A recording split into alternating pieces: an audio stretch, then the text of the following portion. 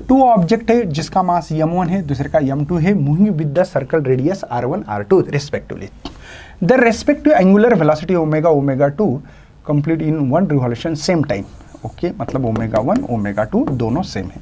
The ratio of linear velocity, ठीक है, m2 और m1। बच्चों को क्या लगता है मास निकालना, क्या नहीं, इसकी वेलोसिटी v2 है बेटा इस मास की, और m1 की वेलोसिटी v1, इनका रेशियो निकालना है।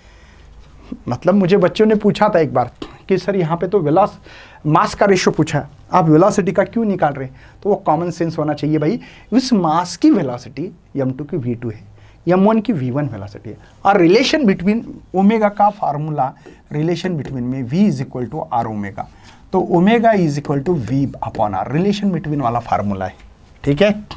तो सर यहाँ पे v1 रेडियस r1 होगा उसका, यहाँ पे v2 और रेडियस है r2। मुझे v2 बाई v1 का रेशियो चाहिए, तो ये v2 एज इट इज रखता हूँ, इसको इधर लाता हूँ, चलेगा बच्चों? अब ये इधर आएगा cross multiplication r2 upon r1, मुझे वही तो चाहिए, v2 अपॉन v1 का रेशियो है r2 अपॉन r1, या v2 v1 ये रेशियो है ना, is equal to r2 is to r1, ऐसा आंसर चाहिए था।